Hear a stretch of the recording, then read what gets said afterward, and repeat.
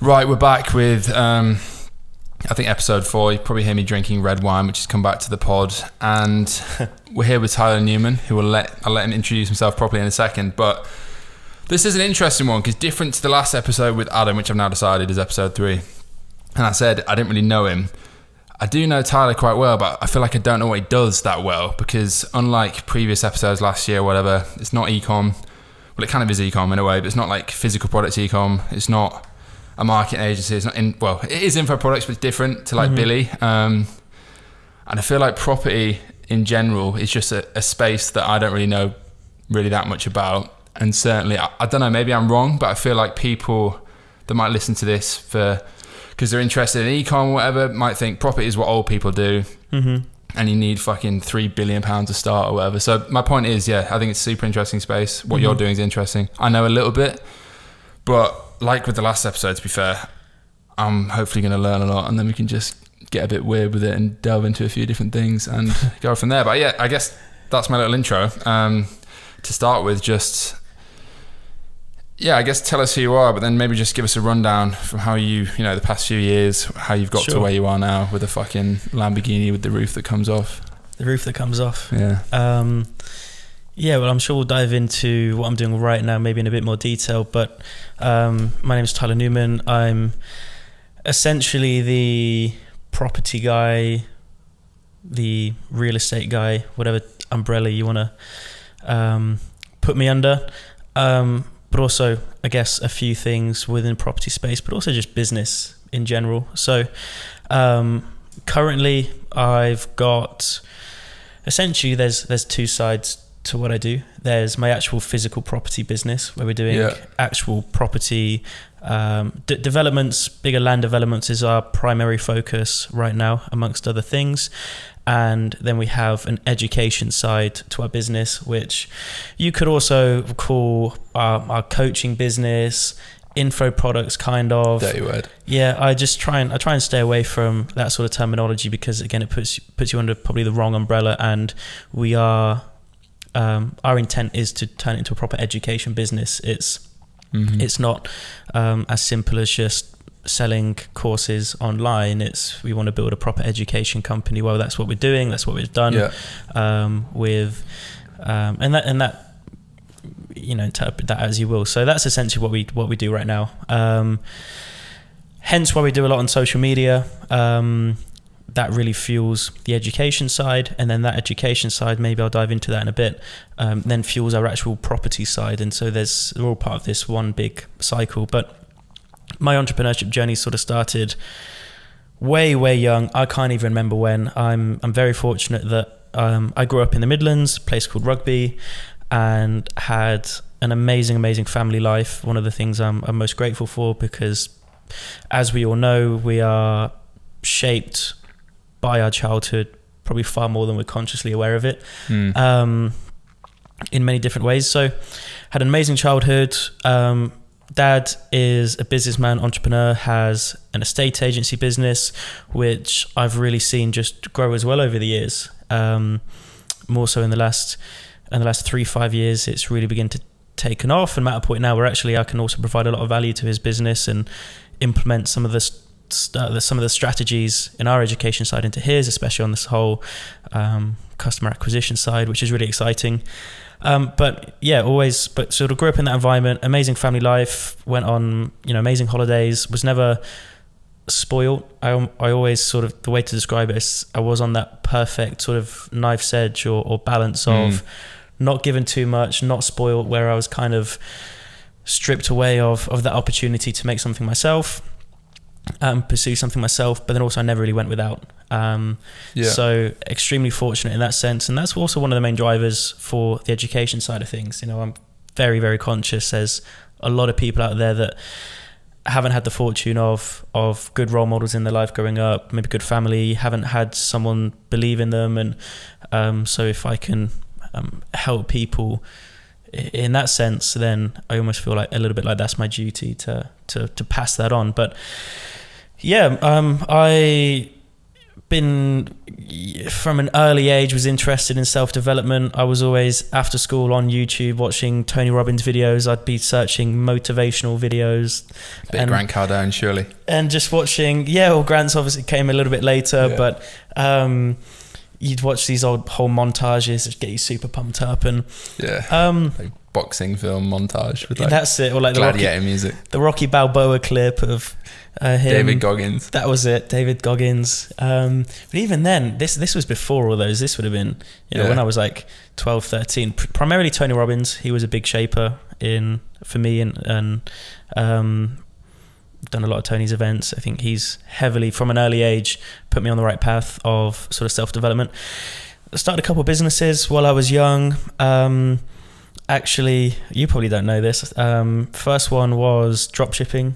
I didn't know that. I didn't even know it was drop shipping. I didn't know what the word drop shipping or e-com even was. I just found out about Alibaba because, like any young kid that wanted to make money, I'd gone on YouTube and I'd searched how to make money online, and they talk about Alibaba, and I found some replica, maybe Rolex watches that I just fake, No, but they weren't branded Rolex. They just similar sort of designs. Imported some of them, tried to sell them in school playground. Turns out they weren't the ideal market for it. So that's not drop shipping because you're buying stock. That's the proper way. Well, if you're holding stock, not drop shipping, just e-com. That never really took off. And we're talking such small numbers, maybe like buying 100 quid's worth of stock. In fact, I even think I requested like some free samples or a sample pack for like £100 that I thought I'd flip for 300-400 quid, and I was going to be the biggest baller in the playground. Got to start somewhere. And then I could, I'd really have to think to reel them off, but had 2 e-com brands while at school, both in the clothing space.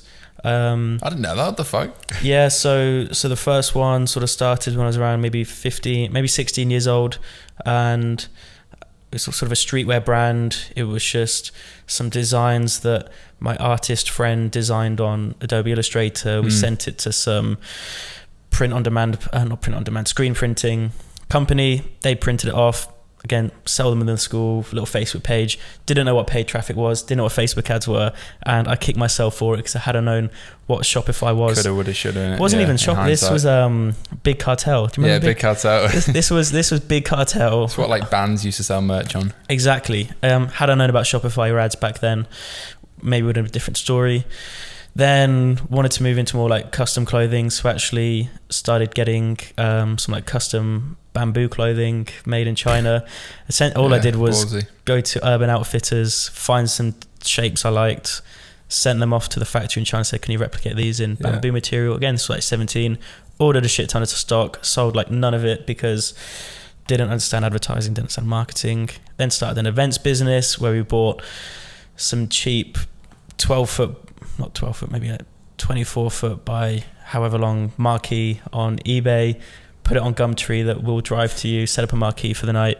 Did about 3 events, and then on the 3rd event it essentially blew over in the wind in the middle of the night while there was while someone was having a 40th, while some mum was having a 40th birthday Karen party. Got soaked, did she? Yeah. So lots of different things. There's probably 6 or 7 others, and I tried affiliate marketing. I tried loads of things, but then as I was leaving school, final year of sixth form, felt like we were being funneled by all of my teachers to go to university, and I was very fortunate. Funneled, it's a good use of the word. Yeah, absolutely. I'm back to, again, referring back to my parents and my family. There was never any pressure from them to go into university. No one in my family, still to this day, no one in my family's ever been to university. Interesting. Not even my sister. And final year, decided, create a couple brands, really had the itch for business, really wanted to do something, and sort of just never made sense to me. There's like, right, I want to be an entrepreneur. Definitely want to do something on my own. It just doesn't make sense to me to spend the next 3-4 years at university. If I'm going to do something, it's going to be entrepreneurship related, business related. A couple of my best friends went to do an entrepreneurship degree, which just the irony me never made sense. And so saw on Facebook one day a Facebook ad for a free event to learn about property at what was the I want to forget the name of it, but the Cumberland Hotel in London, now the Hard Rock Hotel, in the not conference room, the sort of event space at the bottom of the hotel, where I guess I came across, I met the first guy that taught me property, who's now got a couple bankruptcy cases and owes a lot of investors money, so I'm not going to mention his name. I think I know who it is.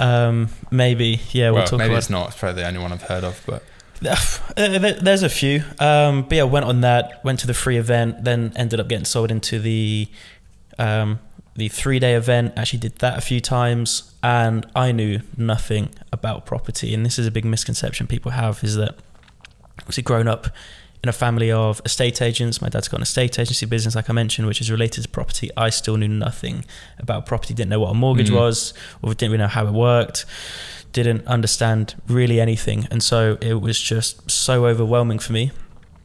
Started working as an estate agent, but where I did it differently was I worked as a completely commission-only self-employed agent. So I only got paid commission from houses that I sold. Was that on your dad's company or no? Yeah, that was at first under his brand, and then moved away sort of as soon as I could from that.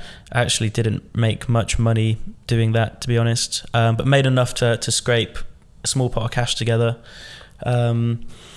And yeah, did my first property deal, which was literally buying a 2-bedroom terraced house in Coventry, with a tiny deposit, and like borrowing money, saving up money, a couple credit cards, loans from whoever I could to do the refurb, and then sell it for a profit, all responsibly. I wasn't taking money out that I knew the deal was strong enough that this money I was borrowing I could pay back. But did that, did another one, and begin to stack up quite a significant cash pot doing that.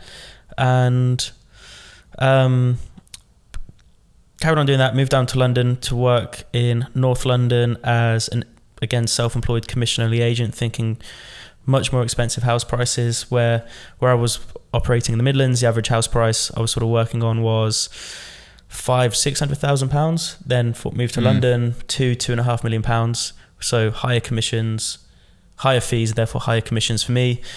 Did it the complete wrong time, couldn't have picked a worse time. The market was on his ass, nothing was selling. I'd taken an apartment in London that was pretty expensive rent, which I was splitting my girlfriend at the time. We then broke up, so then took over paying all of the rent, wasn't making any money, and then that cash pot was... When was this? Was this before I met you? This would have been... nearabouts then? No, this would have been before I first met you. Because that was like April, May 2019? Yeah, this was sort of... Yeah, end of 2018 actually. And yeah, it was a bit of a difficult one for me because decided to step out of that industry altogether. Went from, living in London, cool job, but just had to face the fact it wasn't really working. Moved back home with my parents, and not so much starting from scratch, but it's like, okay, well, I've got to make myself, I've got to come back and do something here. And just really try to look at the whole picture. Was like, where do I want to go? Like, definitely property. I want to build a big property company. What does that look like? And then boiled things down to sort of maybe first principles is the right way to say it. But well, I need sort of a cash flow business because I need cash flow coming in, and then I need that sort of wealth building vehicle, which for me was property. And at the time, I documented a lot of what I was doing on social media, all the property deals on Instagram every day, updates. And I was just getting flooded with messages from people my age, or 18, 19, 20 years old at the time, saying, love what you're doing. Can you please just tell me what you're doing and tell me what you know? And for the first probably 6-12 months, but we're 12 months, I'd just tell people as well, oh, this is who I learned from. Go speak to them. They'll teach you everything. And I kept getting pushback from that because the problem back then, and it is changing, all the educators in the property space were 50 years old, overweight, lost all their hair, and really just not that inspiring for a young 19, 20-year-old kid, just not relatable. And they'd always say to me, yeah, but Tyler, I want to learn from you. I just want to spend 2-3 hours with you. I want to work for you for free. I want to shadow you. I just want to spend a day with you, all these things. And I thought, okay, well, there's obviously a demand here. I'll be the first one. I didn't know everything back then, still do not know everything back now. And it's almost like the more you learn, the more you realize you realize you don't actually know. So I booked this route at this office space in Birmingham. I think there was 10 seats, 10 seats. And I said, look, if you just £100 a seat, just come along and I'll just spend a day with you just talking through the deals I'm working on, what I know, the basics of property. And just on Instagram, I had like probably 1,000 followers and sold out, and did that. And I thought, okay, that's a good proof of concept. And by this point, I'd actually reinvested a lot of my money back into education. I'd go to these property courses, I then flip a house, make some cash, and think, right, I want to continue to further my knowledge. And to some people, I think to actually 99% of people, they probably don't understand this, but to us, it's probably common sense. But if I want to learn a skill or get better at a skill, all I want to do is find someone that's doing it and just pay to learn from them. A lot of the time, and that's one thing I still do massively now. So I was essentially just had spent thousands and thousands on my own education, implemented it, learned from it, made mistakes, also learned from, and then was just sharing a little bit of what I knew, wasn't charging much for it. And then sort of formalized a bit of an education company. As my knowledge grew, as my property business grew, began to teach more and more and more. And then it's become sort of a really good cash flow vehicle. But the main driver behind it as well is it allows me to build an audience, because when you can spend money on Facebook ads, YouTube ads, Instagram ads, creating content, and that's profitable because on the back end, you're then offering people the option to further their training and buy training from you. But that audience you've then built, you can also raise money from and use that investment to sort of further fund property deals, which one thing I teach in the property space, it's one of like the core principles, is that you can only get so far using your own cash. If you want to scale your property business, if you want to go further, you need to be raising money, and social media is the number one way to do that. You've only got to look at what Grant Cardone is doing in the US. He's raised at 600 million from Instagram, Facebook at this point, purely from just accredited investors. And we sort of follow that model now. We're always seeking investment for future property projects, and that's essentially my business in a nutshell. Well, to be fair, firstly, that's the best answer to what do you do. Okay. Out of the 3 episodes of film prior to this. But that's quite interesting. I didn't know a lot of that actually.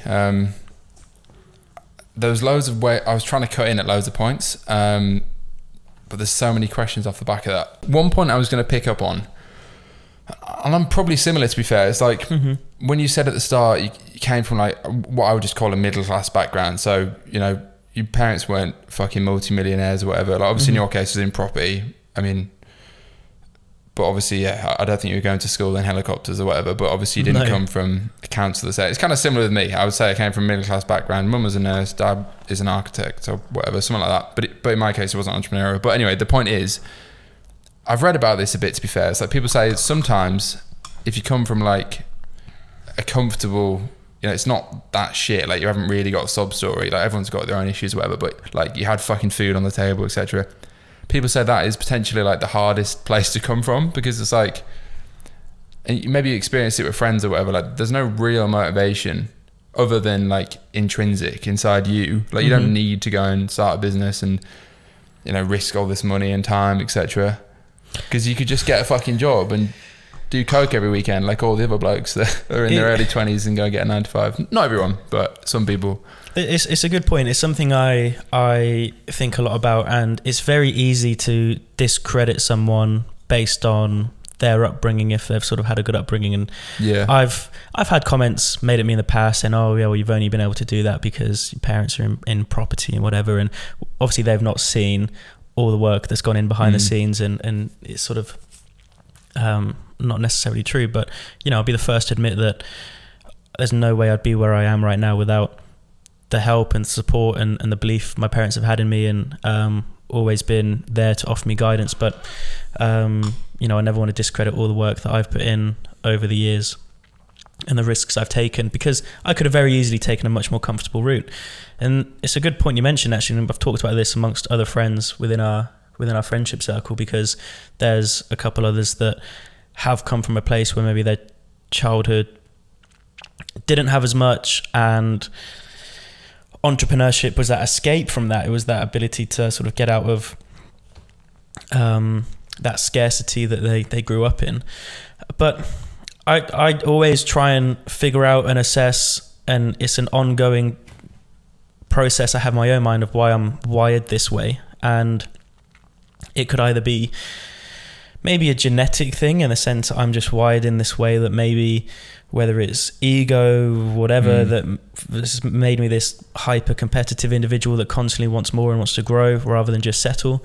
But I don't know. But you know, at the same time, the other side of the argument is I've got friends that, and I've had this conversation with them, that I went to school with, and we have had the exact same upbringing, as in their family do the exact same thing, same sort of level of wealth or whatever, same education, same access to the same resources, and same age, grew up in the same place, same friendship circle, and they're same age as me right now, and don't really have much going on in their life, unemployed, in and out of jobs, whatever.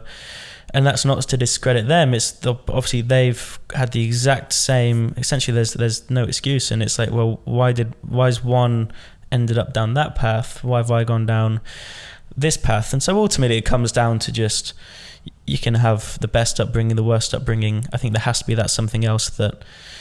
Yeah. But another thing, and not to get too deep straight away, is that although anyone that sort of maybe listening to this that knows my family, my dad no doubt will probably share this on his Facebook, because he shares everything. More views from Father Newman. Thanks very much. And he'll be listening to this like he listens to every piece of content that ever goes out about me. He's almost like my PR manager that has to listen to everything. But he's quite well known within the town that I grew up in, because he's been an estate agent there for 30 or 40 years. 30 years. I'm not going to age him that much. It's not 70 40. years. He's 90 years old. For 30 years. And when you're an estate agent where you're literally out every day meeting people, a lot of people know who you are. And he's been very aggressive with his advertising in that town. And he tells me the mistake he made is he's become a bit of a big fish in a small pond. Yeah. And even just the other day, I didn't tell him this, but I got the train up on Monday, I think it was, or no, Tuesday, to Rugby, and got at the train station, got in the taxi outside Rugby station, get in the taxi, and the taxi driver was like, I recognise you from somewhere. I was like, ads are working. I don't know you, mate, honestly. He said, no, I know your dad, Sean. And I was like, okay. And it was actually always very often the case that growing up, a lot of people just knew me as I was like, I know your dad, Yeah. And I think there was this fire inside of me that actually is like, well, actually I kind of want to, and this is a competitive side of me, make a name for myself and go beyond that, and not just be known as, oh, Sean's son. So that's not a main driver, that's just a little side note. But yeah. Yeah, that's interesting. To be fair, I genuinely think that people that pursue entrepreneurship properly and aren't just doing it for a fucking 6 months because it's cool are basically ill to some extent. Like, I think it's a mental health condition. Like, I mean, I probably spoke about it previous, well, probably not that much, but yeah, well, everyone's different, but I think I've always thought that I was fucking mentally ill in many ways, but like entrepreneurship is probably either the cause or the root of it, and probably both. Like, well, we speak about diminishing returns, right?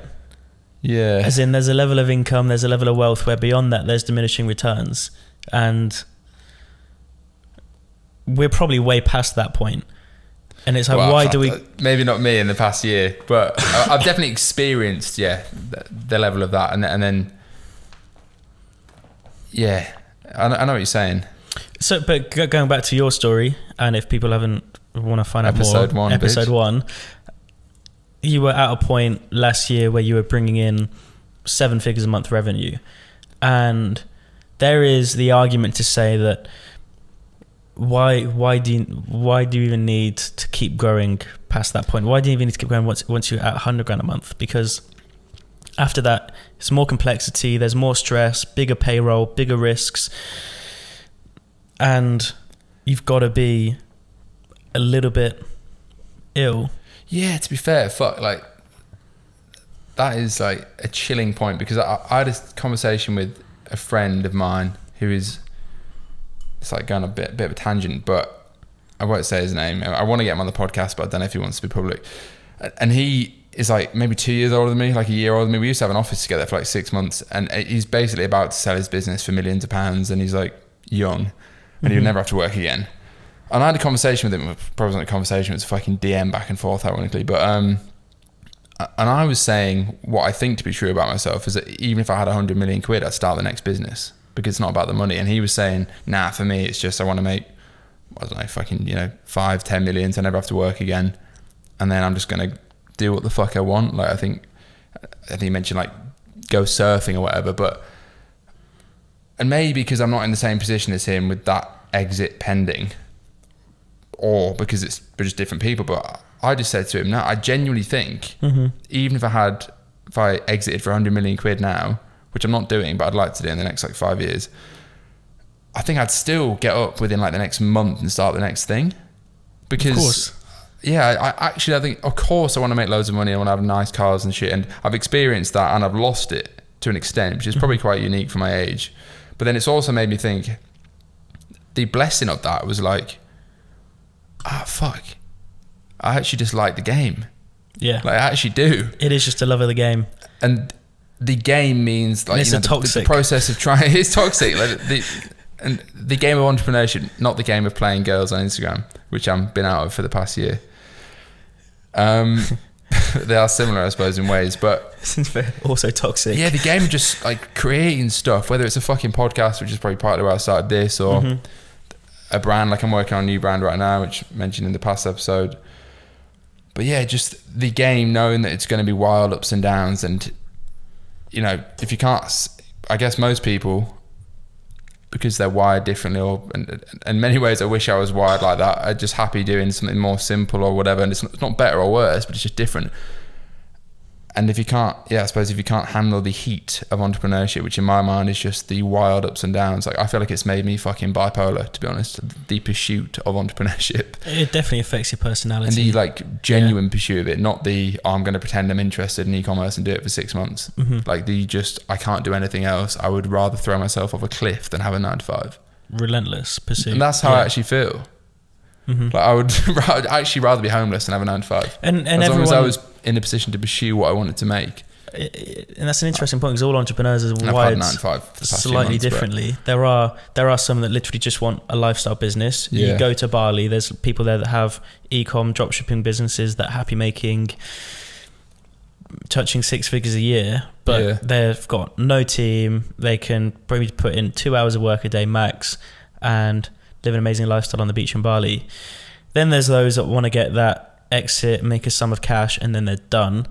And then there's just the savage, mentally ill people like ourselves that I think I'm that, having thought about it.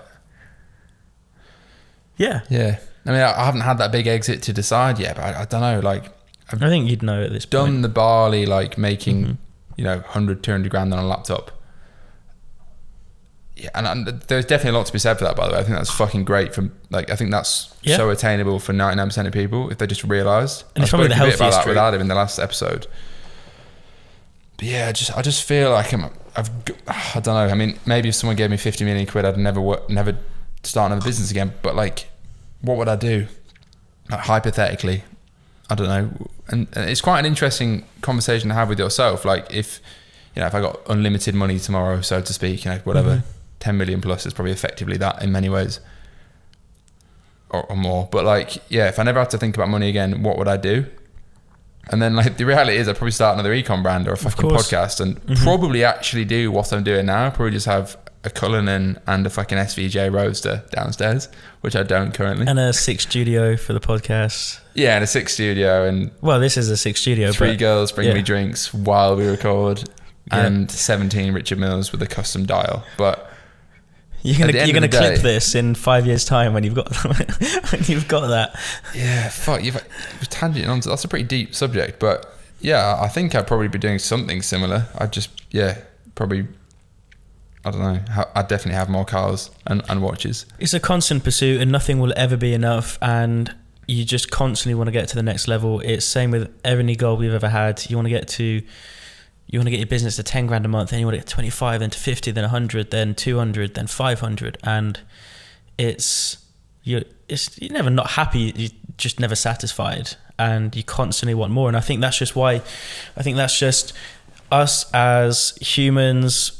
With an ego, and not the negative connotation of the word, but just hyper competitiveness that never wants to stop. And it's no different to, you look at some of the top athletes in the world and playing at the highest level within their sport. They are just pushing and pushing and pushing and pushing to the point that it's not even healthy. But it's just the way some humans are wired. You look at people like Elon or these billionaires that just put themselves through, like the more money they get, like Elon especially, the more obviously the wealth he's got, but he's still putting himself through probably ridiculous amounts of stress. I definitely don't think I'm on his psychological level of damage and ability. I wish I was, but yeah, fuck. Like he's a real Iron Man. And yeah, there's something fun. I don't know where the fuck I'm going with this. I'll try and bring it back to the topic in a minute. But I remember something Gary Vee said. It was quite funny. Like, what was it? Like, everyone talks about, and I'll come on to the reason I'm saying this in a minute, but like, everyone talks about wanting to be like the next Elon Musk until they want to go skiing for a week. It was something like that. Yeah. Gary Vee said, and it was so true. And because I acknowledge, to be fair, I don't think I'm on that like psycho billionaire level where I fucking like will do deals at 4 a.m. in the morning, and I don't know, you read about people like Philip Green or, you know, bloody Topshop Don, controversial character, and who's the Mike Ashley and so on. You read about guys like that, whether it's trivial or not, and you know, they're up at 4 a.m. doing these deals and they're fucking billionaires. I don't think I'm necessarily on that level. Well, I mean, I'm certainly not on that level financially, but I don't know if I'm on that level of chaos. But I definitely know that I'm not on the level where if I sold a business in the next few years, like in my 20s still, I just want to go and chill and write books. I think I definitely want to try and go bigger. Like I was listening to Steve Bartlett's podcast the other day with the founder of Klarna, and that got me fucking gassed. And I was thinking, Jesus Christ, I've always thought like... Because what's it say that it's like 36 billion or something? I think 45. So his like on paper net worth was like 4 billion or whatever. But what I found quite interesting about that was, I say he only started the business at, I think he was like, I don't want to get my facts wrong, I think he was like 30 when he started the business, which I get still young, but I guess like I'm thinking, fuck, I'm done at 25. But like no, he hadn't started the business until 5 years older than I am. And I'm thinking, yeah, maybe if I get this exit on e-com stuff, then I don't know, hypothetically, maybe when I'm in my 30s or whatever, I'd want to try and go for like the fucking Silicon Valley, like that Drake and Future song, like go to Silicon, try and get our billions on or something, whatever it is. Okay, there's some lyric, it's in that 2015 album, I think it's Diamonds Dancing or whatever, it's the song. Yeah, and I just thought, mate, yeah, I guess firstly it made me think, fuck, there's a long road ahead, but secondly it made me think, yeah, it'd be sick to try and do something like that. And then thirdly I thought, oh shit, like if I'd sold out by then, which I hope I'd have done in an e-com respect, maybe I'd try and go make some mad fintech thing, or like make the next Shopify and fucking become a billionaire. Just not because you need the money, just because it'd be fucking cool. I think the best way to look at it is, to us, entrepreneurship business is a game. It's not actually about the money in terms of what the money allows us to do, because there is a certain level of wealth and income and cash where you've got all of your personal financial needs covered. Once you get a nice car, you get a nice apartment, that's it. You don't really need much more. Anything else is just shiny objects. But the money, the financials are just is probably the main metric of measuring your success in the game. Not that money is a measure of success, but in the game of business and entrepreneurship, you get an exit for 50 million. It's like, okay, cool, that was hard, but let's see if I can go for 250, a billion. With what I do in real estate, you do a deal. There was only so many houses I could do, which were putting a new kitchen, a new bathroom in, making 25, 30, 40,000 pound a pop, before you just get sick of that and think, well, actually I want to, okay, what's the next step I can get up to now? And we're at a point now where we're building multi-million pound projects, and we've actually just completed on one this week to build 17 houses, and that's like it's just over £6 million project. And then we've got stuff in the pipeline that's 10 to 15 million, and then stuff further away that we're taking through planning that's going to be building in the tens of millions. And it's just that constant pursuit, and can you do bigger, can you do more, and just pushing and testing yourself. And it is just a game. Yeah, fuck.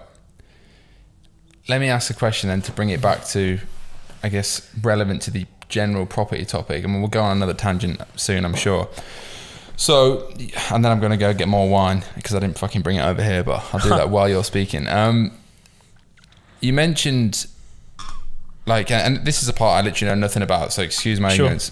So you said you made a little money, like a bit of money, whatever, in working a job on commission in real estate, etc., etc.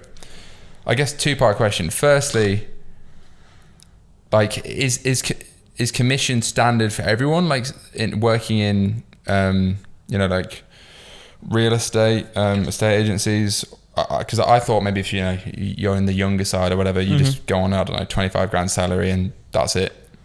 So firstly, like on the commission side, and then secondly, how much money did you need to do the first deal, and like how much of it was your own, etc., and how did that work? So I'm going to jump off camera for a second.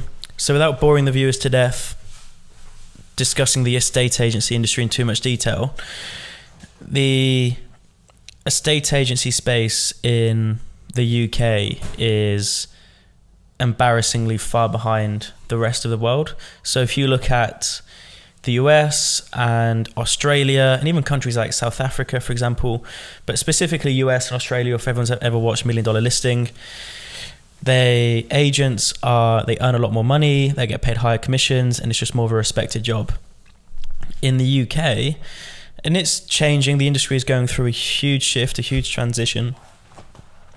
But in the past, and still to this day, estate agents are looked upon as if they're liars, they're thieves, they can't be trusted, it's just not a respected job to work. And they're like car salesmen. In fact, probably worse than car salesmen. That is true.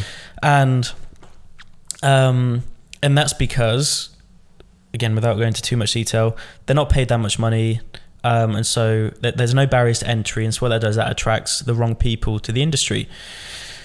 And there is a shift going on in the UK right now with plenty of companies. And I think it is one of the best opportunities actually for young people to make a good income right now, is more and more of these companies are offering agents the option to go essentially self-employed, probably the wrong word, but partner with them, and they're essentially commission only. So how it would work typically, let's say you work for one of the main estate agency companies under the countrywide umbrella, so like a Connells, for example, you'd get on a 15 grand a year basic, and you'd be paid 7% of the fee income. And that fee income could be 1 to 2%, maybe more, or probably not more. That's 7% of the fee income you bring in directly, or the whole company? Because that sounds a lot. No, so let's say you sell a house for £300,000, and the commission the company is charged to broker that deal is 1%. So that business brings in 3 grand, 1% of 300. Then of that 3 grand, you get like 7%. So it's like less than a few hundred quid. 200 quid, whatever. And so really, they're not working away with that much money unless they work their way up over the years, where they become a branch manager and they can make maybe 50 grand a year. But now it's commission only. So how it works is, and it's completely changed since even I was doing it. So when I was a self-employed agent, I was only making 40% of the fee income. So let's say I sold a house, £500,000 or £250,000. Fee was £2,500. I'd get 40%. I'd get £1,000. Yeah. And you quickly do the maths and you think, oh, you do 1, 2, 3, 4 of those a month. Obviously, that's harder said than done. Easier said than done. Yeah. And now you can get up to 70% of the fee income, and especially if you're targeting the higher end properties, there's you sell a £500,000 house, you charge 2%, it's £10,000, you get 70% of that, you can get £7,000 for selling one house.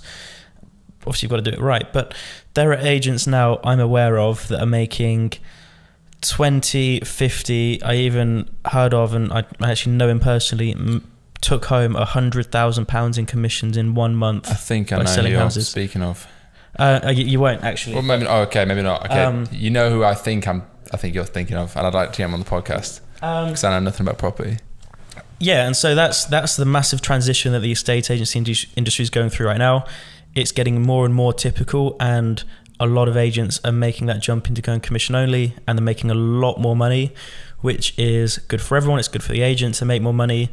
It's also better for buyers and sellers of properties because they're working with higher quality salespeople that have got their best interests at heart. They can actually afford to dedicate the time and effort to providing a good service, rather than an agent at Connell's who's got 40 houses on the books. He's got to try and service 40 different clients to actually make a decent income.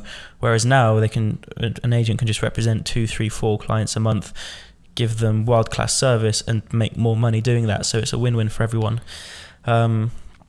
Sorry. I know I asked a 2-part question. I want to cancel the second part of the question for now, because this is interesting, because I didn't know any of this shit.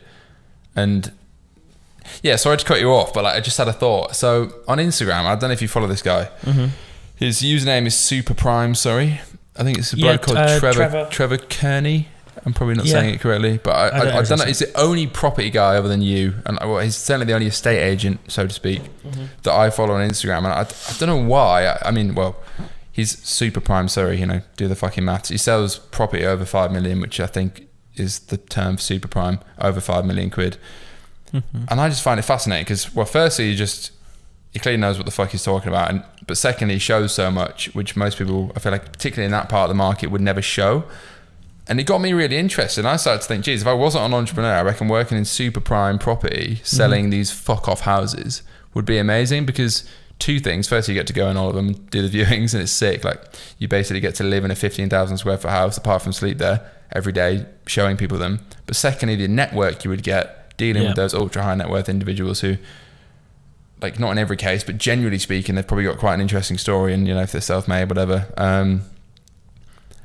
But what was the point I was trying to make? I suppose, like, how would you even, like, if you pursued a estate agency, like selling houses, how would you, like, is there a path to going into like super prime? Because obviously, and secondly, like, how much commission are they making? Because this guy's driving like a supercar. It's on his Instagram and stuff. So he must be doing well. I don't know Trevor personally. I know of him, and he works under Savills, I believe. Yeah. And Savills, the Knight Frank, those old boys that have, those companies are hundreds of years old. They are still the traditional method. So Trevor, maybe he's a partner now of Savills in that particular brand, so he's taken home a little bit more. But if he was commission only, he would probably quadruple his income overnight. But he probably doesn't want to leave Savills. Savills are very traditional, stuck in their ways. I'm sure at some point they'll realize they need to transition their business model. And to answer your question, how to go down that route. So that's a route I followed. When I was working as an agent, I just wanted to follow the money, and I was constantly thinking, well, how can I make more money? Well, if I'm started off selling, the first thing I ever sold was like I think it was £65,000 or £70,000 1-bedroom apartment in Rugby, which was just run down. I think I made a few £100 commission off that. And I was like, how can I make more money? Well, one option is I try and sell more houses.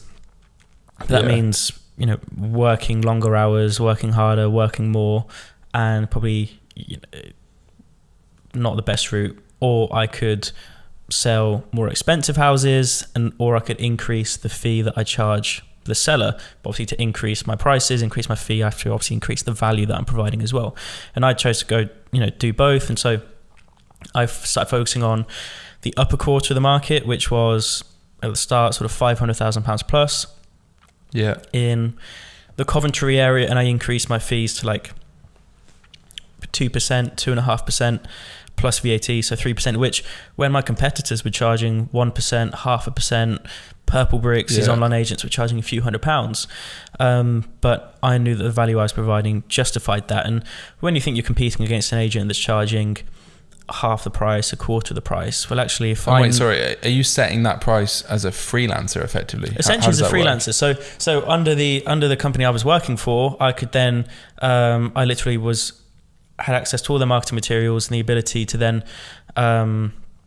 because ultimately, what an agent, what a vendor, a seller of a property is paying for when they instruct, I'm saying this in the present tense, when they would instruct me, is one, I understood property marketing like nobody else, and I knew how to get as many eyeballs on the property as possible. I knew how to price, the pricing strategies and the best pricing strategies. I knew essentially that in order to get the best price, because that was the ultimate outcome, a property, yes, is only worth what someone's willing to pay for it, but it's worth different amounts to different people. And essentially you want to find that one person that's willing to pay more money than anyone else for that particular house and squeeze every last penny out of them. Yeah. That's my service to the seller. If someone was instructing me to sell the house, that's what I would do. And I knew that in order to do that, you had to create what I'd call a competitive environment, which means essentially we need people competing over this house. We need to have the upper hand in the negotiation. I want 2, 3, 4, 5 people, sometimes even more, making offers, competing on the offers, and we're going to work the offers up and find the person that's willing to pay more money for this house than anybody else. If anyone think that's unethical, well, you can find someone that's going to sell your house for a lower price. But and so that's how I justify the higher fees, and I had the case studies to back it up, and I sold a lot of properties that other agents failed to sell, and I knew how to do that with the correct pricing strategies, by staging properties properly, by presenting them properly with proper photography, floor plans, brochures, getting them out there on all the different places you could think of. And once you built up a bit of a track record, it was easy to charge those fees. And so that's basically what I did. So to answer your question in a nutshell, how would someone as an estate agent look to get into the sort of super prime world? It's one, understand property marketing, understand the proper pricing strategies, understand how to create a competitive environment and negotiate effectively to essentially extract the best offers out of a client, and then how to progress that agreed sale through to exchange of contracts and completion. Because if anyone's bought or sold a house, getting it sold or getting a sale agreed is one part. Actually then getting that legal transaction through with the solicitors is like an uphill battle, and that's 70% of the work. And so if you find an agent that has most of the legal work prepared at the point of agreeing the sale, the rest is a breeze, and it's just a much, much, much more happier process for all parties involved. But that's a whole 2-hour conversation that I could get very passionate about. No, this is interesting. I genuinely did not fucking know any of this shit, which is partly why I wanted to start the podcast, so I could force intelligent people to sit down and basically teach me their shit on camera, and then I can eventually monetize the fuck out of this podcast. No, I'm joking, maybe pending. But yeah, like I've said this before, like I don't know who to, but if I wasn't doing what I'm doing, and I wouldn't do it, but like I feel like if I wasn't an entrepreneur, I'd either want to sell really expensive houses or really expensive cars, like so either super prime property or supercars. I always found there's a guy called Dean who sold me my R8, one of the nicest guys ever. He's probably not watching this, called Dean Bartle. He used to work at Redline Supercars, you know. No, he's DMB, isn't he? Yeah, DMB Collection. He's genuinely one of the nicest guys ever. I'm not just saying that, like I don't know him that well, but like he's the sort of guy where I'm just giving him a bit of a plug here. If I text him now, 1.5 years after buying a car off him, he'd know who I was and call me for like 10 minutes. At 20 to 8. Yeah, no, genuinely, probably even now. And he's a northerner. But anyway, the point was, I was always fascinated. Yeah, it probably was. Like when I was like buying cars back in the day, because I went through a bunch of them, like being at the garages, I used to want to spend so long there because I just liked the environment. I'm not remotely, I haven't viewed fucking super prime properties, but because I think you probably have to I don't know, show proof of funds or something to do that. But I was actually saying this is just a slight tangent again, but I think I was saying to Fred, like, I don't know, sometime in the past, could we just arrange a viewing on a £15 million house in Wentworth Estate? Because like surely they'd want proof of funds or something. Like, do you have any experience with that? How does that work? Yeah, different agents will have different processes, and at that sort of level, yes, they're going to be asking for for proof of funds. All the boys rock up in a fucking Citroen Picasso. But then that's at the agent's discretion to decide whether they want to allocate the time or not. I'd always qualify, depending on the price point, qualify the buyers and the amount of times.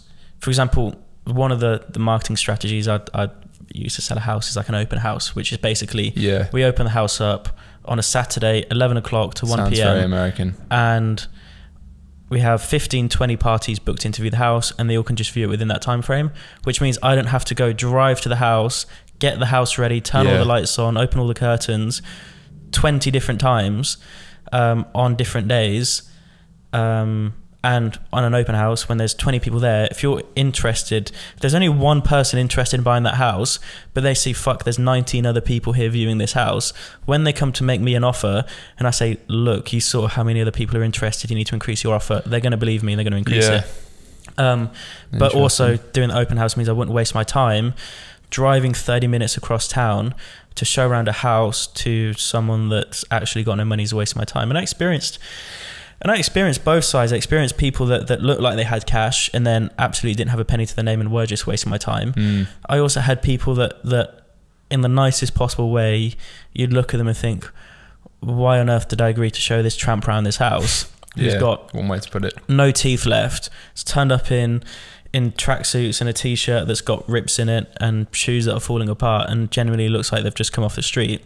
But then they tell me and I find out that they've just sold their company for an 8-figure sum and they're looking for a house for them and their 12 different kids. So so there's a lesson there. Yeah, there's a lesson there, and you learn very quickly not to judge people. But at that sort of level, yes, 15 million, probably even 10 million, 5 million plus, they're going to be qualifying their buyers and asking for proof of funds. But that's also a simple Photoshop job as well, which is obviously fraud. But even then, it's funny because I just do this shit because I just find it funny. Like, I always go on Rightmove, like Auto Trader and Rightmove. Like, I probably spend too much time on that. Probably less in the past few months because I was just like, fuck looking at cars that I'm not going to buy for at least the next year. But I was on Rightmove like a month ago. Probably shouldn't even say this, but it was like a house called Grosvenor House. Grosvenor. I don't know the fuck you say that. It was actually a house that I saw from this super prime guy, and it was on the market for 15 million quid thereabouts, like 15,000 square feet, brand new build, fucking bougie shit you've ever seen, like St George's Hill, whatever. Oh yeah. And I just got on the live chat and I just started saying, can I arrange a viewing on this? And I think it was like an actual person, not a bot, because like obviously having a person on them, if someone potentially buys something, like the ROI on that person at £10 an hour or whatever, it's probably worth it rather than a bot. And I was like back and forth with them for like 15 minutes, and they were like, I was like, can I arrange a viewing, blah, blah, blah. They said, and I was using really like blunt language, like trying to pretend I was like old and didn't know how to type, I don't know. It's just funny because then they're like, can you send proof of funds to this email address, blah, blah, blah. And then I was like, okay, fine. I'm not actually going to rock up, but it would be fucking hilarious to do so. Just get all the boys rock up to a £15 million house. Like that would be I don't know why no YouTuber with the ridiculous shit a lot of YouTubers have the balls to do have done that yet. Like, arranging, in fact, that's a video to anyone that's watching that is a YouTuber, probably not yet. Make a video going to the most expensive houses in the country and just see if you can wing a viewing and just rock up in like, I don't know, a fucking pedalo or something, or like a golf cart. To be fair, arranging the viewing would not be that difficult. It'd be, if they ask for proof of funds, you could just, even then, asking for go on Google Images, like there'll be a bank statement somewhere. Yeah, of course, or just go on your own bank statement and screenshot it and then move some numbers around. You probably shouldn't say that, but yeah, it's probably quite easy to do. Of course it's easy to do, and obviously it's not the right thing to do, and you don't want to be wasting people's time. But or just say that you've got a really rich dad and sound like a cunt, and you probably fit that stereotype. And a proof of funds is always very difficult because sometimes people say, well, actually my sale of my business is going through, so actually liquid cash, it's pending, or it's proceeds from the sale of their previous property or their current property they're living in, and so it's not always cash in the bank proof of funds. For personal reasons, I don't want to share my money. And sometimes they'll have to get a letter from the accountant or their solicitor or whatever. But you've got an obligation to the seller that you're representing to make sure you're not bringing the wrong people around. But fucking hell, I actually want to try that now. Get all the boys and we like rent, well, not even rent, we'll just use like some shitty car that one of us has got. I think Fred could have a Rolls Royce, but I think drives some like 2005 Polo. Just rock up in that to like some £15 million house and just see what happens. It'd be fucking hilarious. And then cop it as well, actually buy the house. Yeah, just split it between the boys, or just wait until someone gets a massive exit and pay for it cash. That would be interesting, actually, like being in a position to actually buy that, but then intentionally rocking up to a viewing, or like a first viewing, second viewing, whatever, just like looking as opposite as they might expect as possible. I've experienced it. I've had people buy houses off me where on first impression I thought, there's no chance. Yeah. And yeah, you have to catch yourself. You can't judge people for it.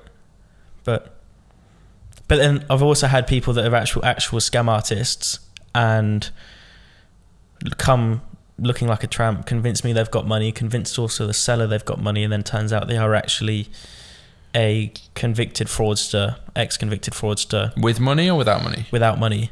But then I guess you can't buy the house. You can't do, you can't no, transfer they don't. funds And without money. But they instruct the solicitors, they do all the legal work, and then it gets to the point and they just disappear. In fact, I had one once. Is that just like some weird... This is an interesting story. Fetish? It's maybe a kind of delusion. I'm not too sure, but there was...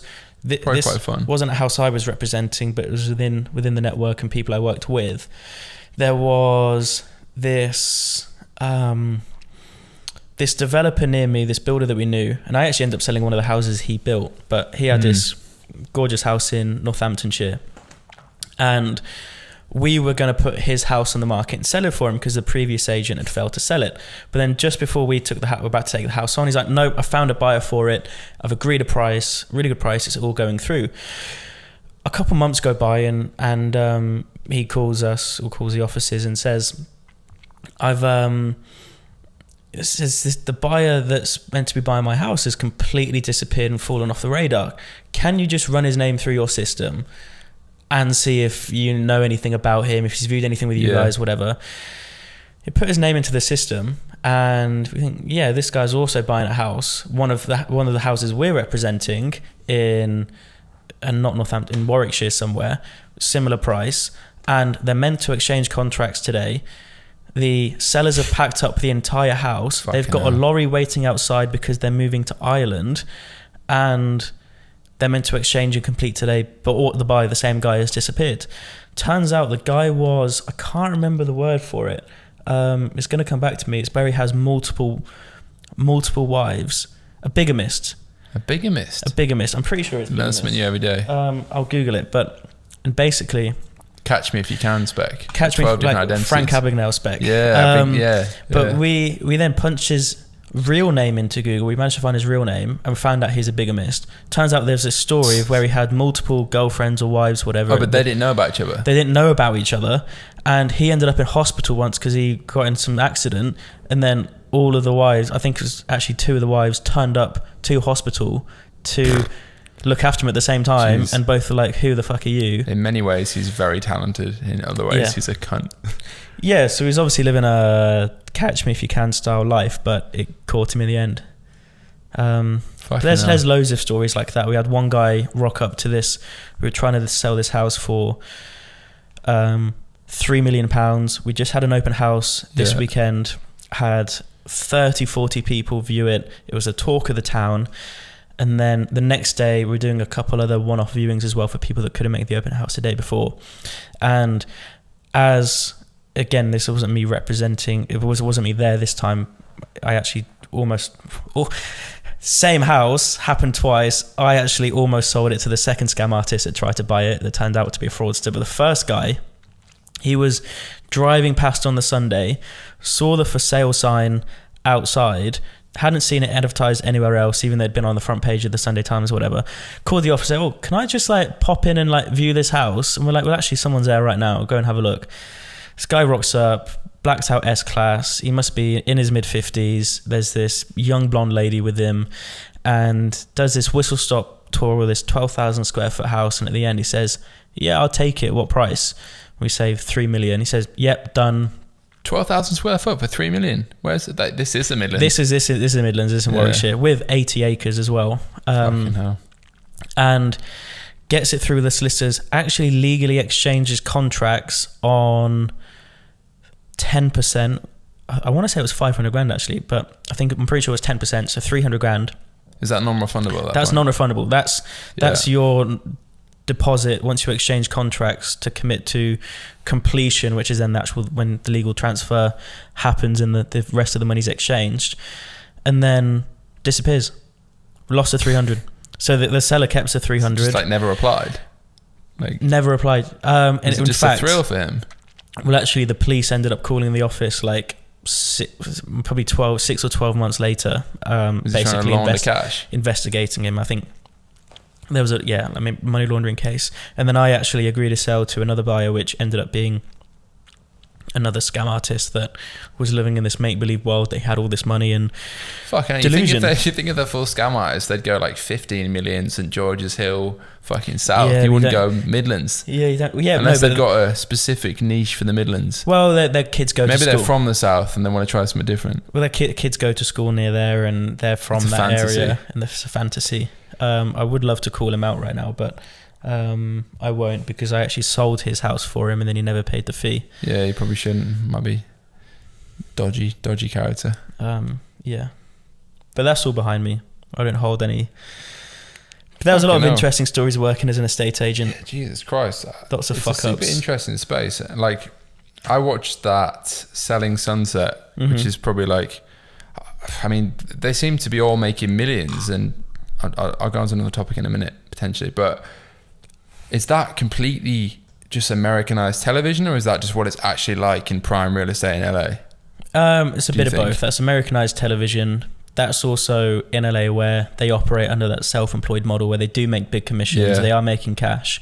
But you've got to remember also that is the top 1% of earners in that space. There's also 99% of brokers that of course, are doing like 1 or 2 deals a year that are just making like the bare minimum. So as with any industry, to be honest, it's the top 1% that are always going to be exponentially making more. And the ones you hear about. And the ones you compare yourself to. Yeah, true.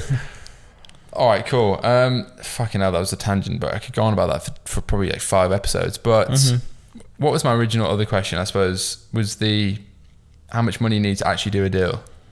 Like, how much can you give an actual example of a deal you did? Yeah, for sure. Like, I'm happy to be completely transparent, but when it comes to actual property, there are many different ways to get started, and it is the most common question: how much money do I need? Well, people either ask it as a question, and they ask how much money do I need, or how can I do it with the resource I have? And then there's people that flat out say, I don't have enough money, and before they've even asked the question, they've just come up with the excuse and blocked out any possibility of them doing anything before they've even tried. So the first property I ever bought was a 2-bed terrace house.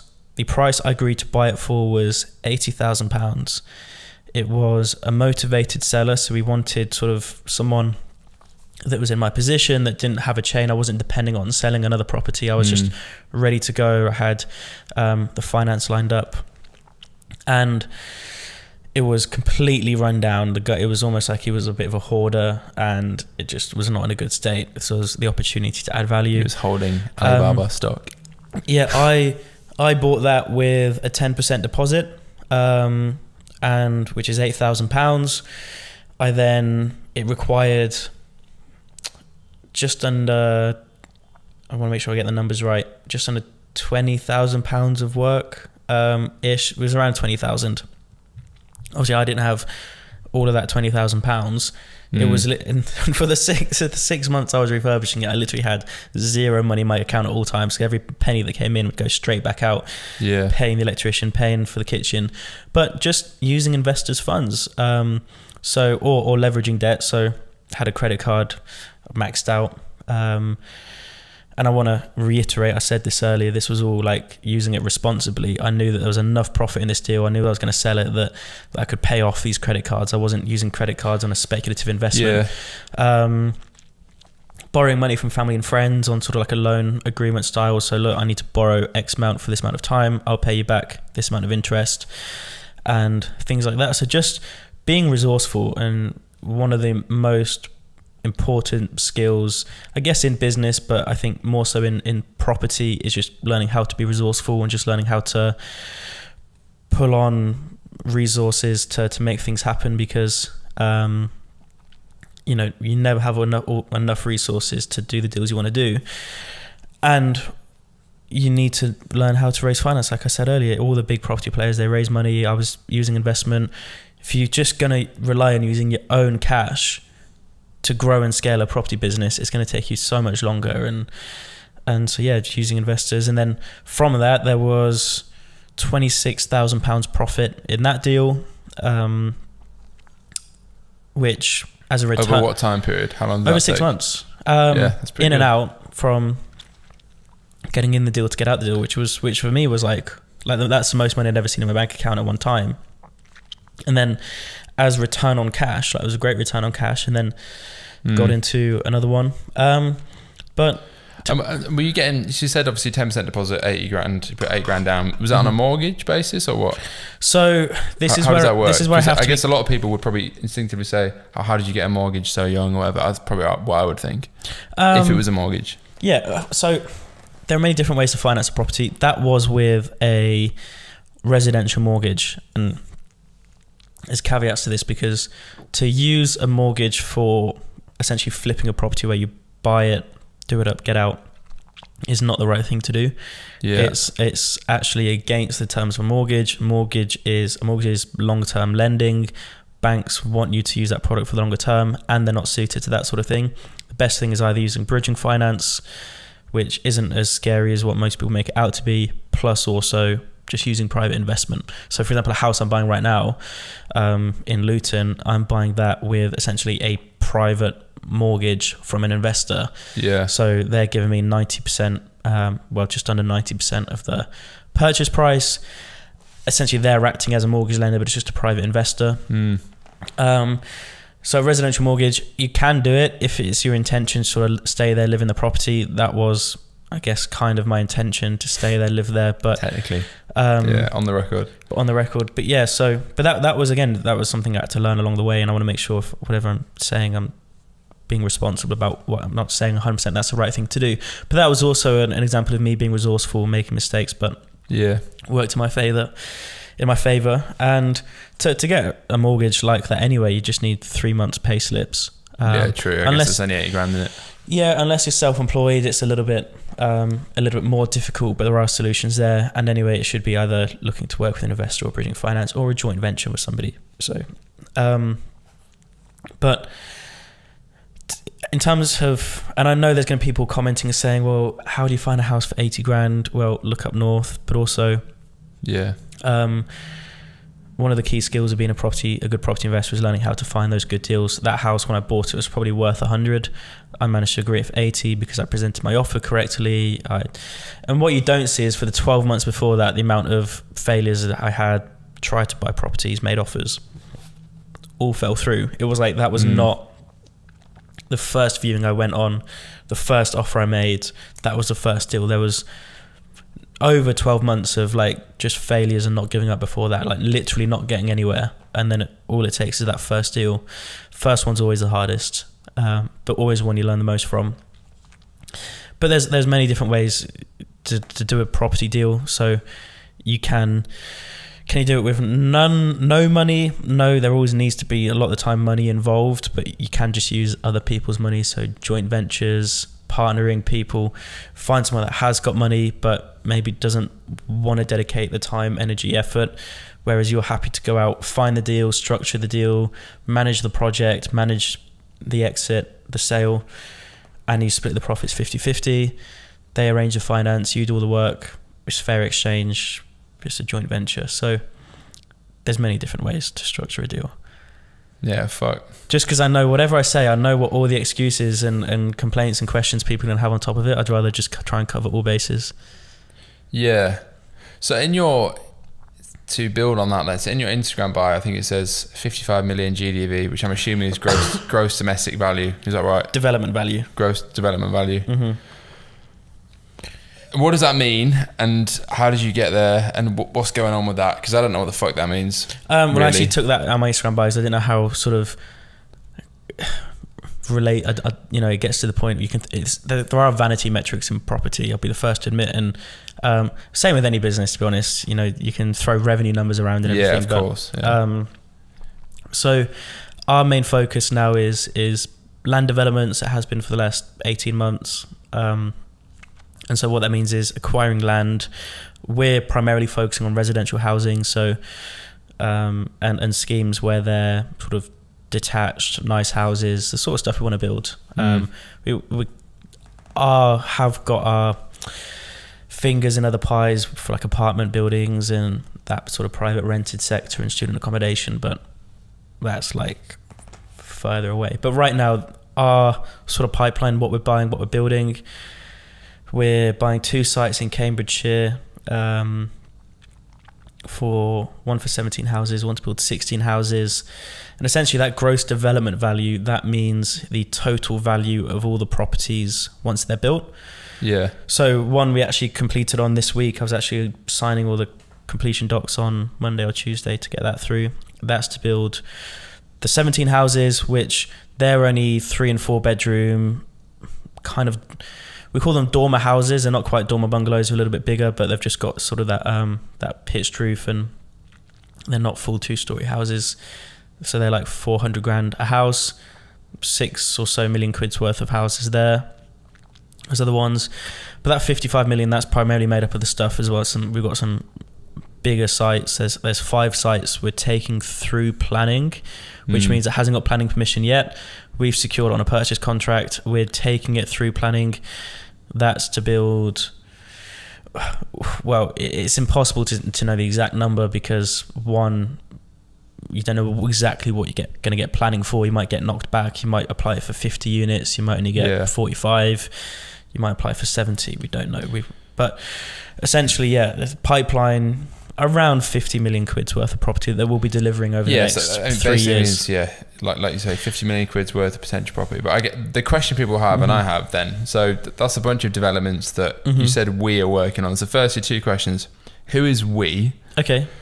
And then secondly, I probably shouldn't ask 2-part questions because the first part takes fucking 20 minutes. We got a tangent. But the second part is, so then how are you financing those? And like just in layman's terms, how do you go from, I want to do a fucking deal, like hypothetically you've got all the knowledge but don't have the cash, how do you get there? So who is we, and then how do you get the cash? So we is myself and my business partner Rosie. Known Rosie since school days. Been together for known each other for 10 years. We're not together. Everyone always asks, are we dating, are we together? We're not. I do refer to her sometimes as a work wife, but jeez, that's controversial. That is controversial, but to the wrong crowd. A bunch of Karens commenting. I know. It's a sexist podcast. So yeah, that's, Rosie's got an amazing background. I won't dive too much into that, but couldn't ask for a better business partner and a more knowledgeable business partner in that sense. And she's sort of the face and head coach of our education side on the property development side, because she's got the credibility. She's been there. She's done that. She's you're just some cunt with a Lambo. Yeah, I'm just yeah. But yeah, I've sort of learned from her over the last however many years, and we've done. She stepped away from her family business. We're doing these deals together. And in terms of how we finance it, so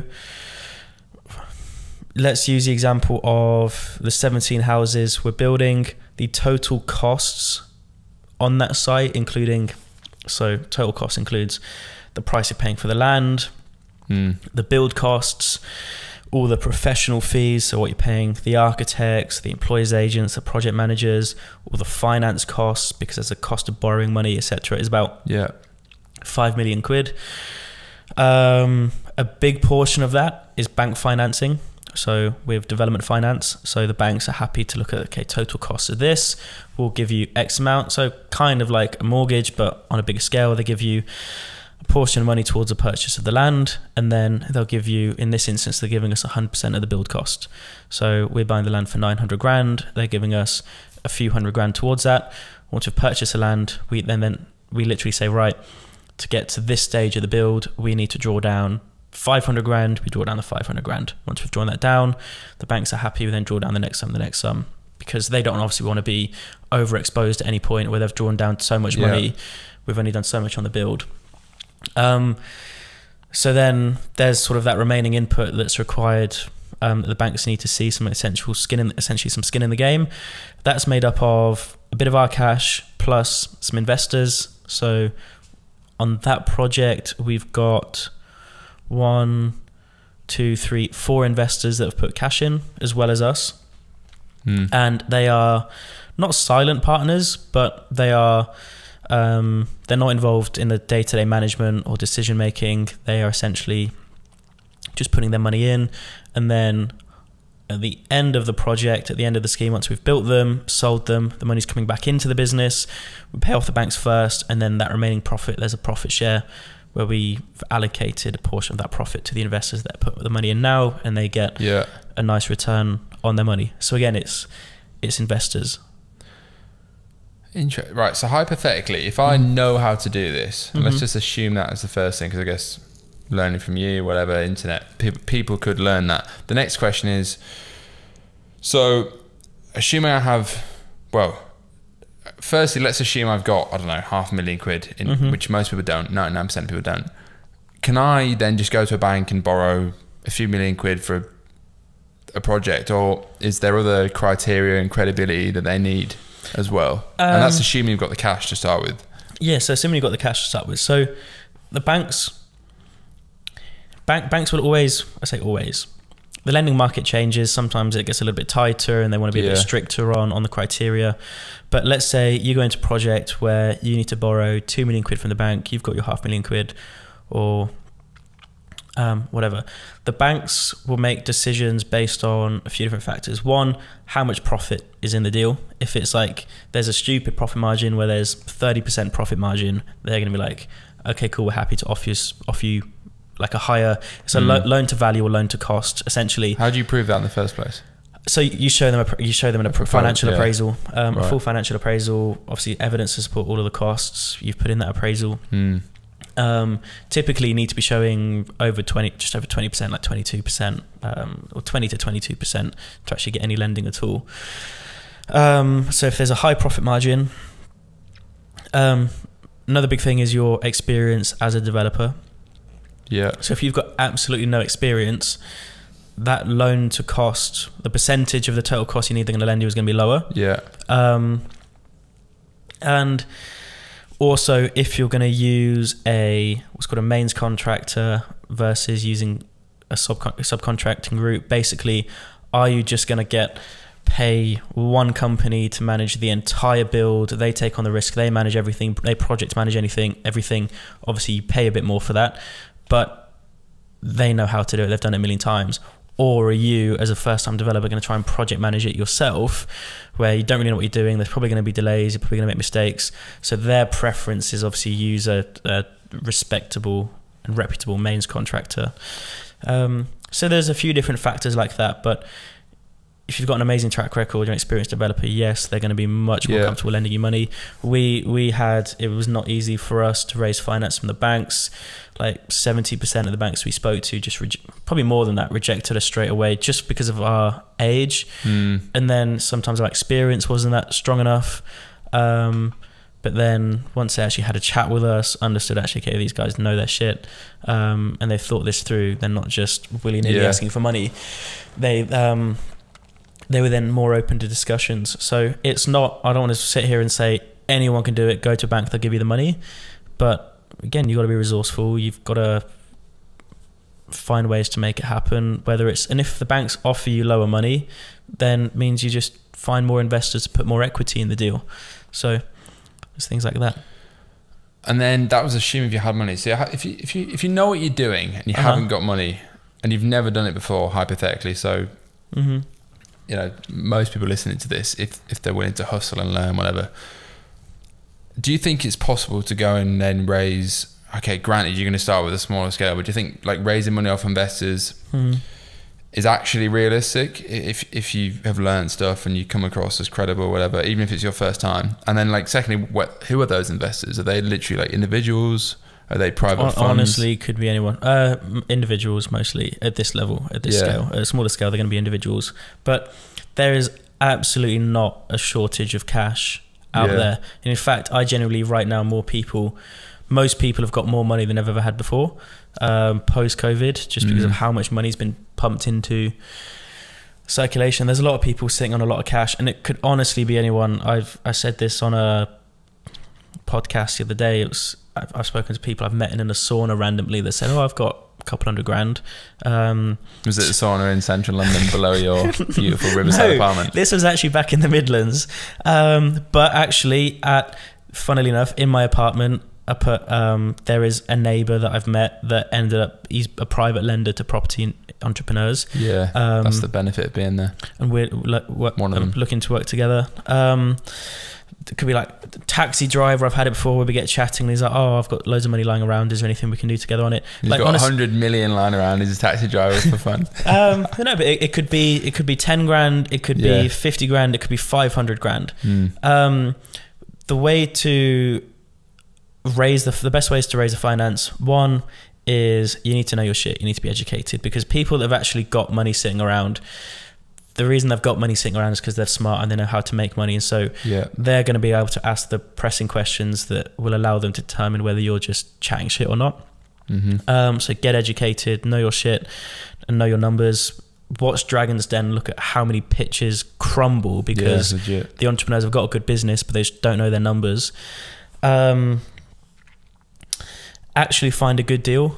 If you've got a shit deal, you can be the best person in the world and the most charming person in the world, but you're going to struggle to raise finance for it. If you've actually gone out, find a good deal where the numbers stack, and even if shit hits the fan a little bit, you're still going to be able to exit and get your money back. Helps massively. The know, like and trust factor. If you've shown up on social media every day, you've built a relationship with people, they feel like they know, like and trust you, you've demonstrated your knowledge. Never heard that before. That's good. People throw money at you. They won't throw money at you, that's the wrong way to say it, but they'll be more open to investing in you. Can anyone do it? If you've literally just watched a few YouTube videos on how to become a property investor and you want to go start trying to raise 50 grand, 100 grand, you're going to struggle. You've got to get in the trenches, study the game, find good deals, get educated, and earn your stripes. Earn your stripes, show up on social media, but it 100% is possible. Like I've done it, and I've seen so many people do it, and people that have raised money and have now consistently raised money will tell you it actually becomes like, it's just a skill that you have to learn. And once you get momentum, but just start with raising 5 grand, and you just have to, once you've done it once, it's sort of like that proof of concept in your head that, if I've done it once, I could probably do it again. I could probably do it for more money. I've raised 7 figures at this point, and it's almost just like just second nature for me. I can just have the conversation. I know what to say. I know what numbers to present. I know what questions to ask. And I'm fortunately at a point now where I can pick and choose who I decide to work with. But if anyone wants to invest in any of our projects, just reach out to me. Yeah, true. To be fair, like the whole raising money thing, I've been a bit more exposed to that in an e-com sense, very different to property in the past year because of what happened, blah, blah, blah. I was speaking to a mate the other night, and it's just like, but the point is there's so much fucking money in the market, and obviously, different property, e-com, whatever, but like, if you've got a track record of, you've clearly got proof of concept, you know what you're doing. Like obviously you would struggle to raise money for an e-com brand if you've never done anything before and you're 18, which is why get in the trenches, do drop shipping, whatever, start a fucking bedroom brand. But like now, if I needed to raise money for the next e-com brand, or I wanted to for whatever reason, I'm 99.9% confident I could do that. I know which funds to speak to. And that's both raising debt, I know what I'd say. Debt and venture capital. Banks are going to be both really, Banks will be more open to lending to you. VCs will be more open to working with you. Yeah. And that, it's the exact same with property. Had you Same principles. Same principles. If you've actually got a good brand, good product, and you've got credibility, case studies, you're educated, know your shit, it's going to be 10 times easier. If you're just starting out, like I said, you've got to earn your stripes, get in the trenches. Get in the trenches, yeah. Fuck. Spent too long in the trenches the past year. Mm-hmm. Yeah, so where are you going with this education thing? What's the vision for that? So the vision for it is, one, the education space in the property industry is a bit of a wild west. There's been a lot of bad press, a lot of people operating in ways I disagree with, and I genuinely believe there's an opportunity here to sort of raise the standards in property education, something I'm really passionate about doing. And property is something 9 out of 10 people want to learn about. I go downstairs to the street now and I find 10 random people and say, would you at any point in your life be interested in learning how to invest in property, whether it's a full-time thing, whether it's a passive investment? 9 out of 10 people would say yes. But it's just a shame that it's become so cloak and dagger. So I do genuinely want to build the best property education that exists. And once I've done that, or as I begin to do that, really scale that up and use it as a tool to essentially buy an audience and help people make more educated decisions as whether they want to invest in any of our projects or not. And so our main focus, and I always believe the number one way for me to grow our education company, is not by spending more on marketing, it's not by building better sales funnels, building better teams. There is that, but I believe the number one way to actually sell that is to actually grow and build the best property business we can, and actually do our own deals and do better deals. And as we do that, I believe people begin to see what we're capable of and want to learn from us. And yes, I still want to build the best teams and have the best coaches and the best training possible, which is a process, and it's not perfect right now, but we've got amazing case studies. I genuinely believe in what we sell. So the main vision is to build, essentially, we want to, the real estate side of things, want to move into acquiring and building more institutional level assets. So the big apartment schemes you see, that a lot of the big asset managers, the private equity funds, they buy and hold. We want to build them and hold them ourselves, and we want to do that crowdfunding through social media. So the only way to do that is really dominate social media. The easiest way for us to do that is to essentially buy that audience by offering training and establish ourselves as an authority in that space. Yeah, there's definitely a bigger picture. It's smart. And I think there's lessons there for anyone that wants to get into property as well, like build a social media profile. Yeah, it's so true. Like you were saying, obviously, if your property thing, like the bread and butter, is actually doing stuff, then obviously people will take your education seriously, your social media seriously, and it's not just smoke and mirrors. Like fucking 99% of people selling something on social media. Well, the best way to sell an ecom course would be to build a sick ecom brand. Exactly, yeah, exactly. And just in general, like, and I guess similar with this podcast, like I started the first episode with like a fucking big old deep story about loads of shit, but instantly it's like credibility, authenticity. It's not just some 17-year-old in a room who's never done anything talking about a load of shit, which is fine anyway if they want to make a podcast, but it might not resonate with as many people. Yeah, so we could have a whole other conversation about the course space and the coaching space. I think there are, as long as you're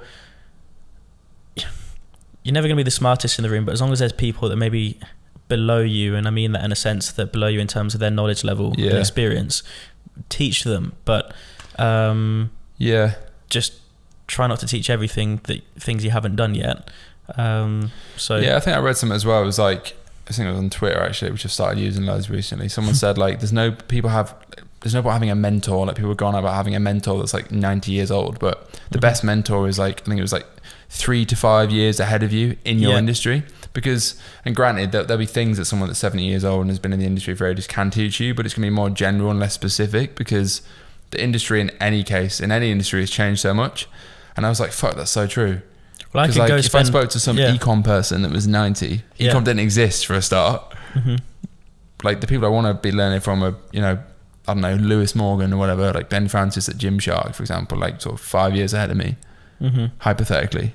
Well, I could go spend 40 grand for an hour with Grant Cardone mentorship right now, but he's just kind of that too far ahead that I don't think his advice would be too, well, it'd be good, but I probably wouldn't be getting as much bang for the buck, whereas I'd rather find 10x a lot, wouldn't he? Yeah, he's just 10x everything, bro. Yeah, I went to two of his conferences. The second one in Miami ended up just being a fucking sales. The biggest send up. Well, we barely even rocked up to the thing. It was in Miami Stadium or whatever. I think he went too big with the stadium. The one in Las Vegas in an arena was full previously. This was like an empty stadium, but it just ended up being like a send. We'll give us some crooked stories then before we wrap up. Fucking hell. Well, just on this trip, to be fair, this was a good trip. So this was like, it was me and a bunch of like ecom boys or whatever. This was like March 2019, probably the most like high risk send of all time.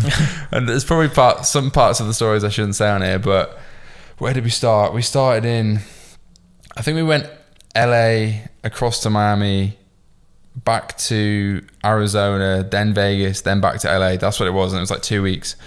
And like the main excuse for being there was this 10x thing, which was in the middle of the trip. But anyway, in Miami, we're there for like 5 days, got this fuck off big like Airbnb mansion thing. Anyway, so we rent like a Lamborghini Urus, a Rolls Royce Dawn, and a Ferrari 488 Spider, which by the way, you can finance these cars per month for less. How much were those three cars? They were like $2.5 grand a day. And how many days do you have them for? Oh, like a week between, like, it was a lot of money. There was like 8 of us there, to be fair. How much in total do you reckon you spent on these cars? What, like 10 bags?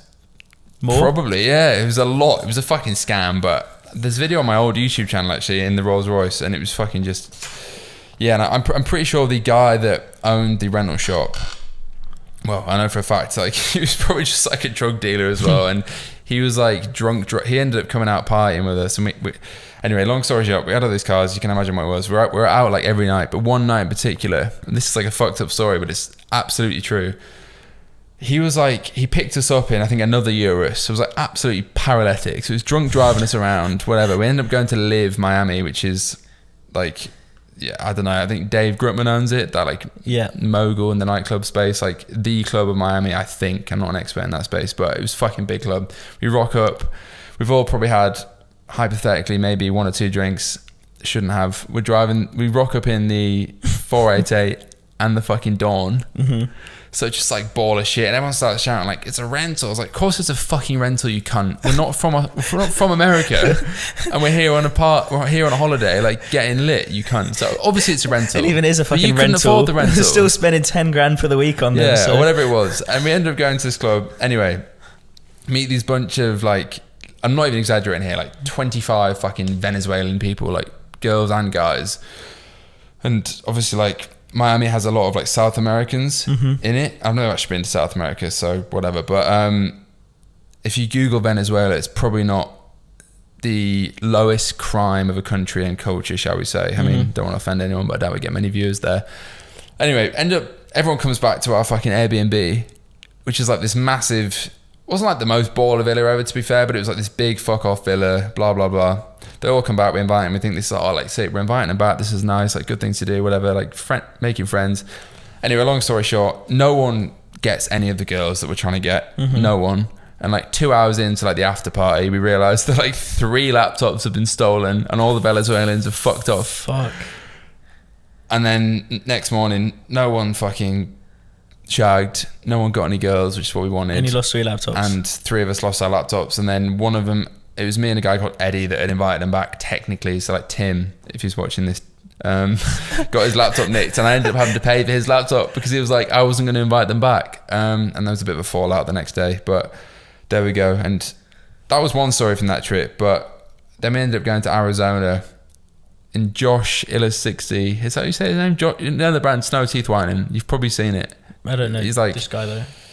Anyway, yeah, he's like this major ecom guy. Went to like some ecom conference. They always turn into the sends, these things. It's fucking hilarious. I've got a story about the Philippines, but that'd be for another episode, which you've probably heard in the group chat.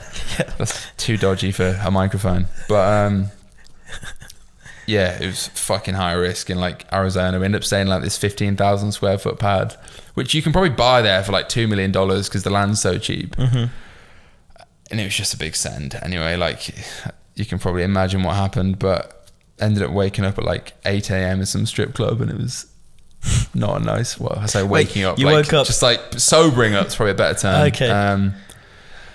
And yeah, I'll let your imagination do the rest. But it was a good trip. And yeah, how the fuck did I get onto that 10x conference?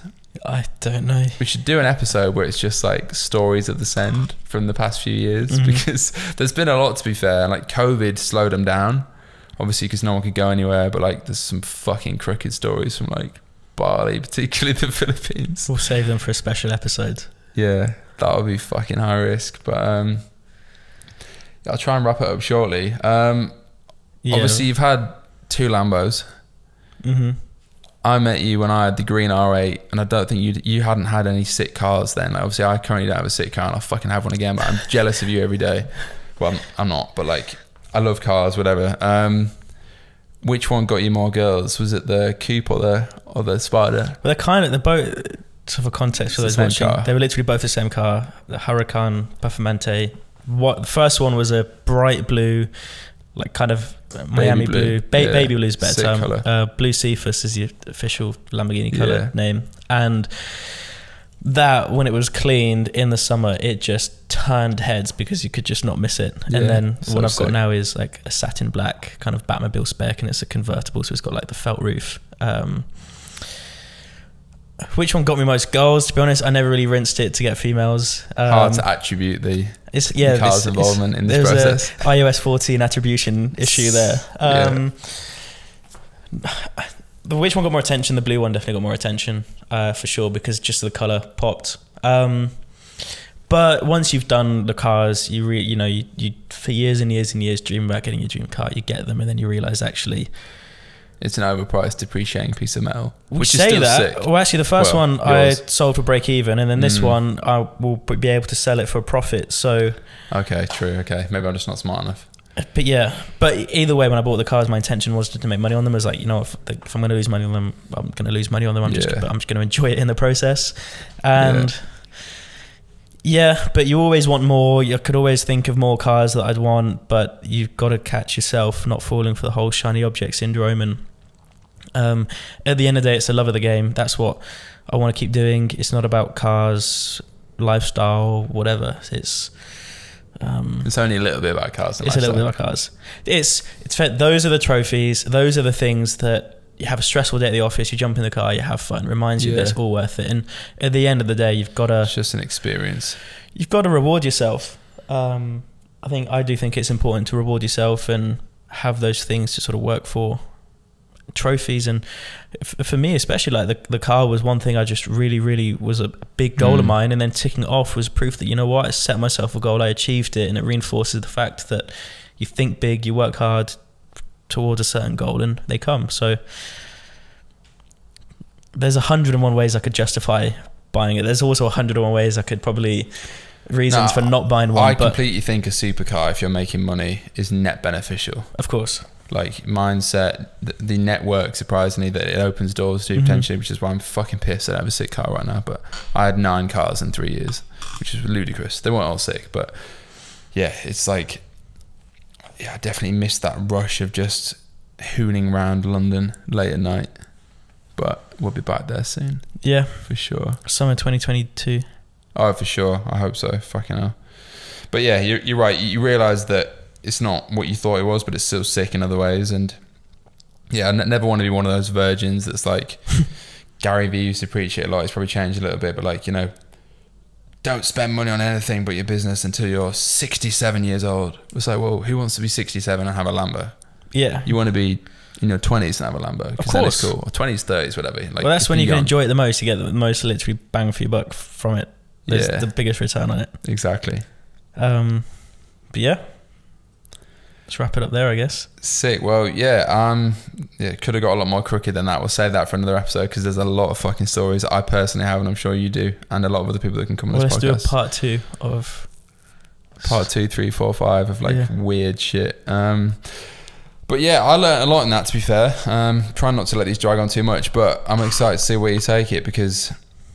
Yeah, I suppose that's the benefit of having friends that are doing shit. It makes me think, fuck. Like, even just listening there, it makes me think, Christ, I should probably think bigger in certain respects and apply it to my own thing. And I guess that's the intention with the podcast, really, is just to keep it real and Well, look, let's do a part 2 because there's a load of conversations we can have around there around network, and there's some stories I didn't explain that I'm sure I could share about how I had that house story alone could be a fucking podcast episode. Yeah, so let's do a part 2 and give the viewers a reason to subscribe. Yeah, definitely. And on that note, like, comment, subscribe, and as I said in the last episode, listen to this podcast wherever the fuck you please, whether that's YouTube, Spotify, Apple, or some weird other app. And cheers for listening. I'll see you on the next one, and peace.